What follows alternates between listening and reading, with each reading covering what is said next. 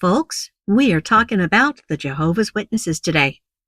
They're not incredibly numerous, claiming a total of about 9 million members worldwide, but they're a grab bag of the weirdest damn practices and beliefs I've ever seen out of any branch of Christianity. And I say that after having been a fundamentalist back in the 80s. Join me today as we explore some of the recent changes this group's leaders have wrought. We'll figure out why they're doing it, perhaps, and dive a bit into why evangelicals could never do the same. Hello, everyone, and welcome back. Today is Friday, March 27th, 2026. This is Roll to Disbelieve, and I'm Captain Cassidy. Thank you for joining me. I hope today's topic does good justice to this very secretive organization.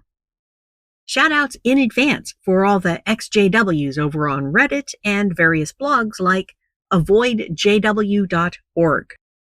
They get right to the point with that name, don't they? Before we get going on today's topic, I would also like to thank my patrons and supporters. Y'all make my work possible.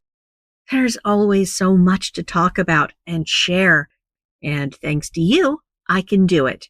Thank you. If you'd like to become one of them, I welcome you as well. Please check out the links at the end of today's write-up. It'll be over at Patreon under Roll to Disbelieve, one word, or over at our official website, rolltodisbelieve.com. There, I've got options for one-time gifts and longer-term support, and I appreciate whatever you decide to do. Thank you. And now, our situation report. Jehovah's Witnesses keep getting new light about Yahweh's orders. This past week, the BBC broke a headline that really caught my eye. Here we go. Quote, Jehovah's Witnesses ease rules on blood transfusions. Jehovah's Witnesses has updated its policy on blood transfusions to allow members to have their own blood removed, stored, and, quote, given back in medical procedures. While the change will enable members to have transfusions of their own blood in planned surgeries, for example, they continue to be prohibited from receiving the blood of others. Unquote. When I first read this news, I did not stare off into the distance, troubled, and say, it begins. No, it was more like, it continues.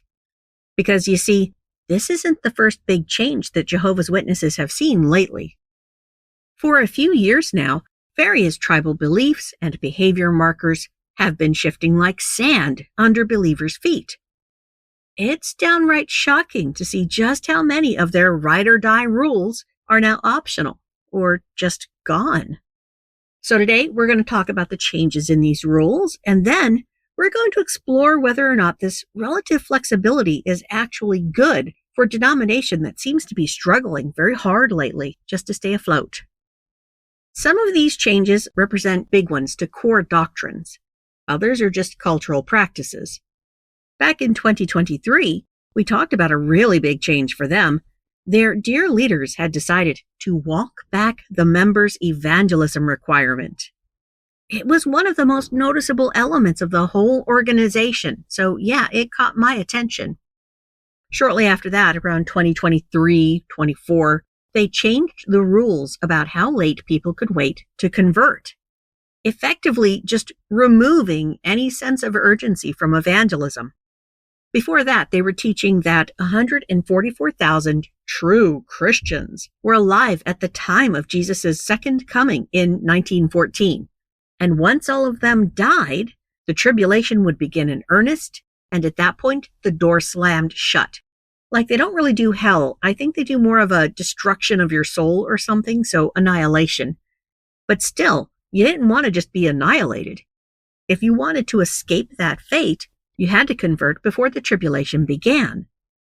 And even if you did convert, you wouldn't be one of the true Christians. You'd still have eternal life, but you'd be on earth. Heaven was only for the big 144,000. Either way, though, you had to act with a quickness, because nobody knew when the last of those 1914 Christians would die. And once the last one had died, tribulation would begin. But now people can convert until the very end of tribulation. More than that, though, even funnier to me, younger members have been declaring that they are part of that 144,000 anyway, despite not even having been born until way past 1914. This change, along with the one about blood transfusion, these represent doctrinal changes. And there have been changes to their practices as well. In 2024, shockingly, their leaders eased the rules about shunning apostates. You could still be nice to them. You could still keep them in the family. You didn't have to pretend they were dead. And they've also begun allowing men to grow beards and women to wear pants to church. That was huge. And the flocks can participate in toasts now. They mean raise your glass toasts, not like toasting bread. I've never seen a high-controlled religion make this many changes. What's next? Human sacrifice, dogs and cats living together, mass hysteria. But it all makes me kind of wonder why they're doing it. Years ago, we explored the Jehovah's Witnesses, and I showed you how they are a dysfunctional authoritarian group. That means power is concentrated among leaders, but the group can't achieve its own goals anymore. Instead, it's all about the leaders slicing power away from the followers and then concentrating it in their own ranks. Leaders like that don't loosen their grip on power unless someone else forces them to do it somehow. An external force has to exert greater power over them. Knowing this, I thought, okay, maybe just simple decline has them fretting.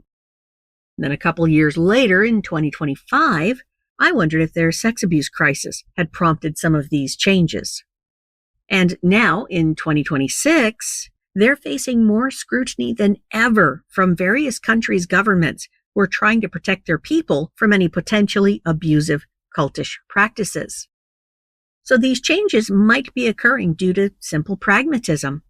But as we'll see, it might be backfiring. First, though, let's cover why they think they can make these changes. And the why of it is new light.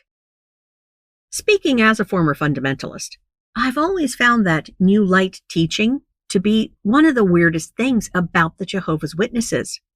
I mean, sure, every sect has its own take on stuff like the end times and what rules Christians have to follow. But the idea of a specific escape hatch built into doctrine to allow those doctrines to change, that's weird to someone like me. Here is how a 1954 article in the Watchtower, their official magazine, puts it.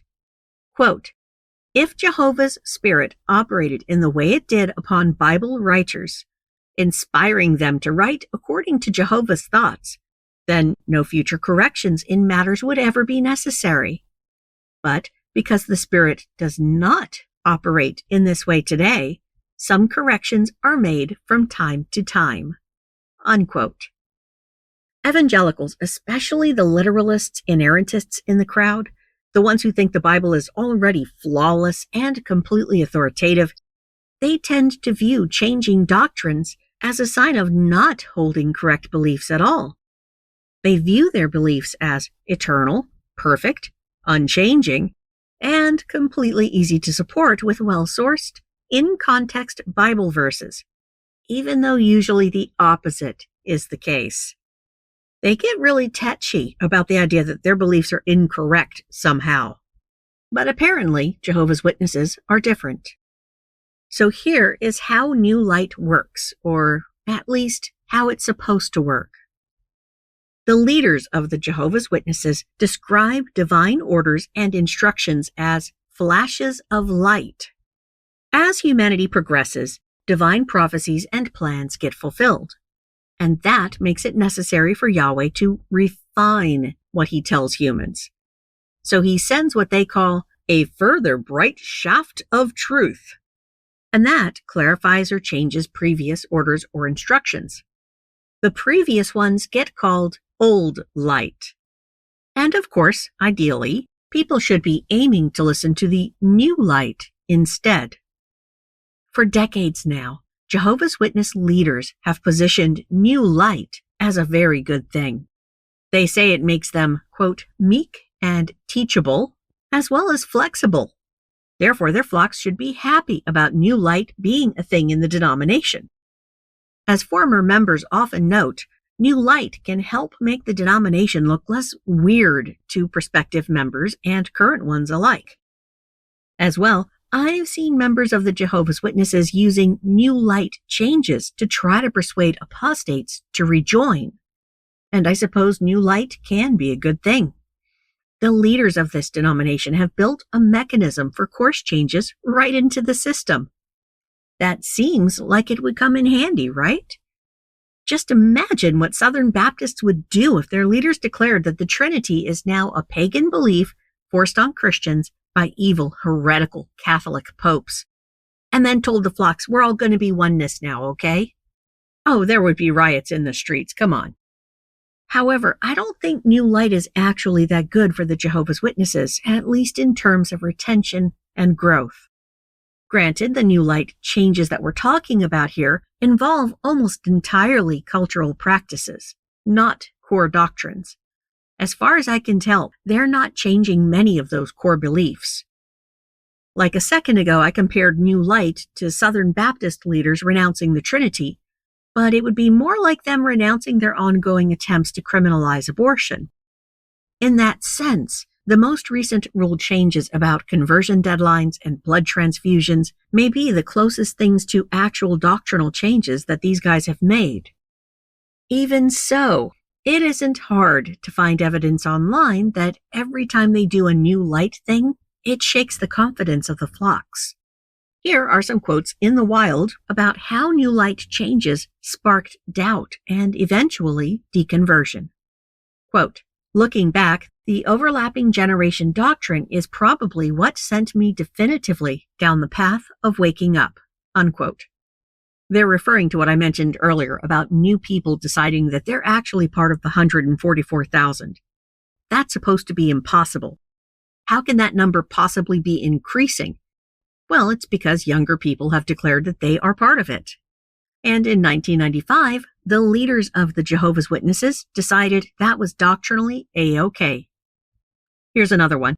Quote, what stayed with me isn't just the number itself, but how certain it all sounded at the time. Then the explanations kept shifting, and the urgency kept resetting. And that can leave a lot of confusion and anger in its wake. Unquote.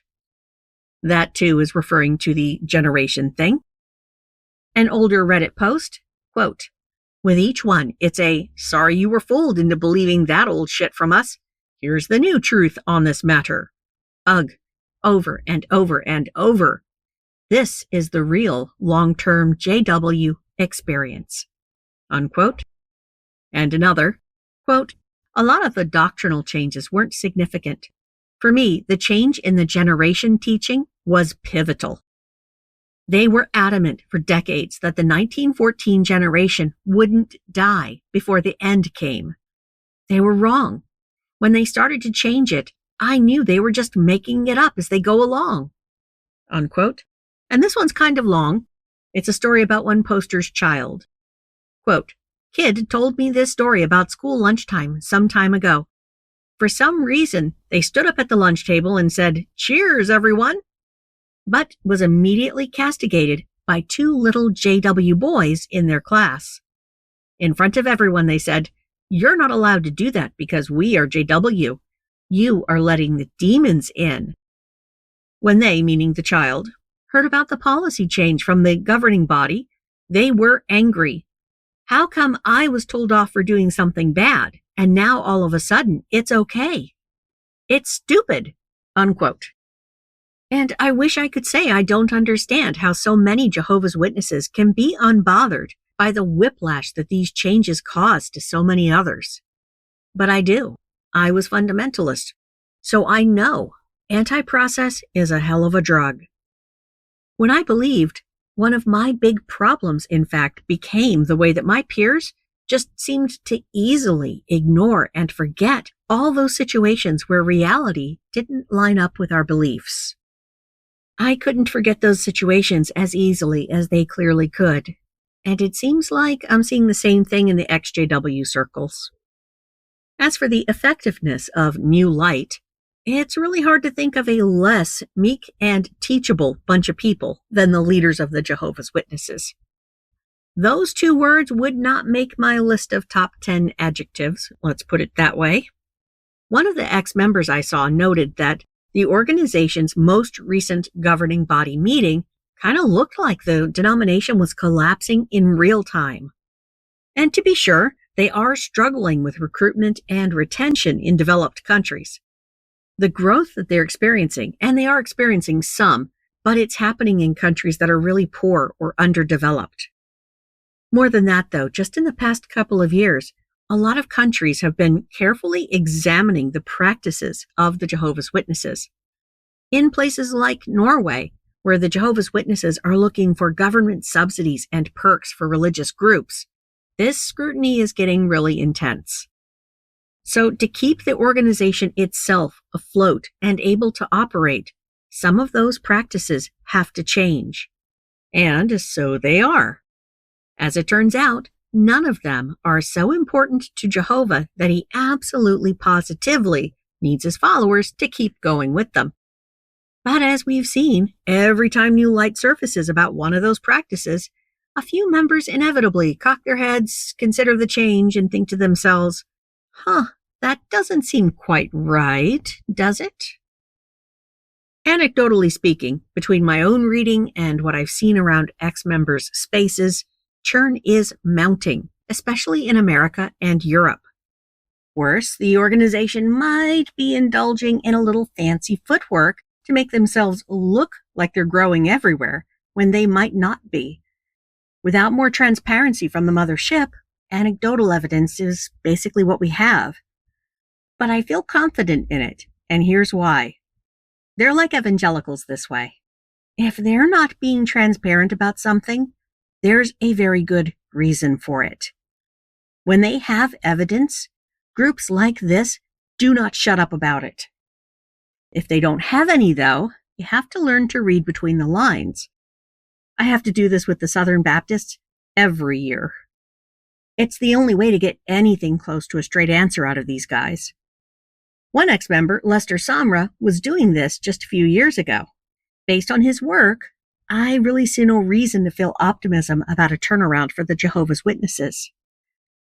He recorded a 3-year rolling average of the number of new publishers within the Jehovah's Witnesses. In that denomination, a publisher is just someone who evangelizes and takes evangelism really seriously. I think they have to get certified.